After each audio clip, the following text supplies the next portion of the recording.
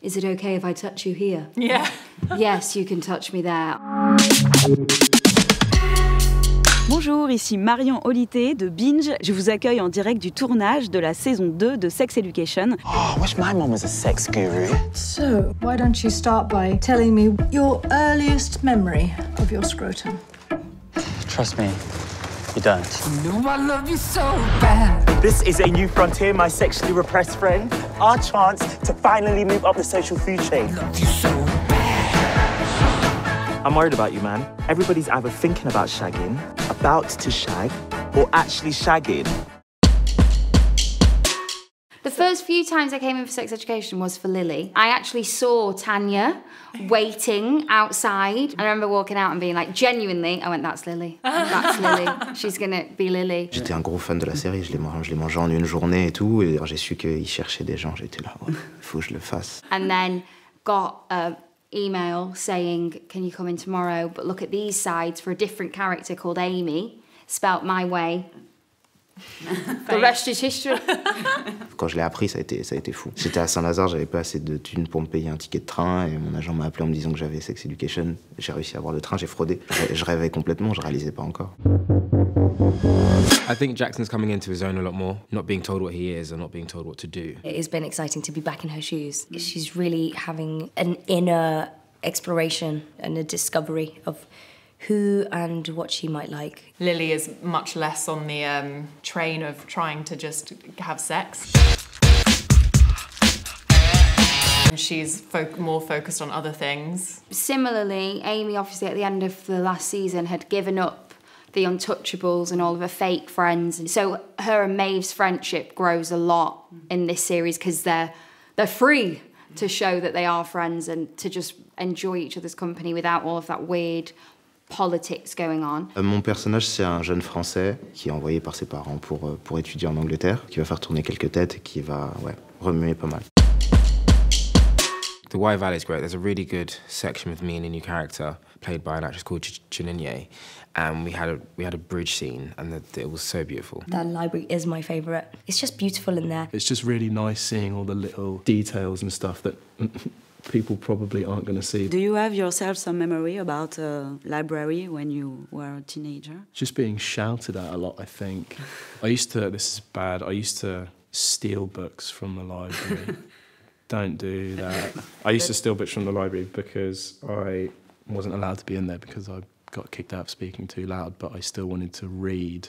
Des scènes d'amour de mon personnage, des scènes sentimentales que j'aime beaucoup, qui sont très belles. There was one scene that we did where Jackson has this really weird experience and he tries to hold down a panic attack. I feel like I'm suffocating, like I'm living in somebody else's body. And I was prepping to do the scene and I was, like getting ready and having really short breaths in my chest and I was really winding myself up and then I fainted just before we did the scene.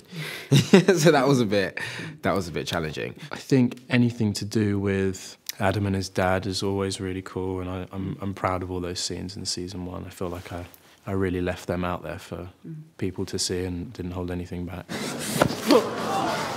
I hate you.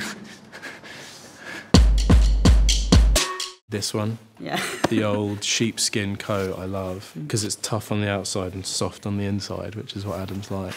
I've got a really, really striking look, I think. I feel really powerful, I feel really confident. No, the jacket's still my favourite.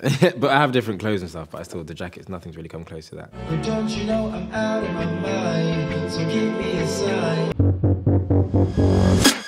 It's been great, to be honest, because it's finding a choreography, and a dialogue for these sex scenes. That means it's really practical. And when you're filming, you have to do things quite repetitively. Sometimes you have to stop and start again. And often if you're doing a sex scene, you want to be really specific about what you're doing. So it's more about marking the beats. It feels necessary because it's nice to have somebody on set when you're filming such intimate scenes and such exposing scenes for somebody to just check in with you and say, are you okay? It's really practical. There's just boundaries there already put in place. We all became friends and then we'll go on set and go, is it okay if I touch you here? Yeah.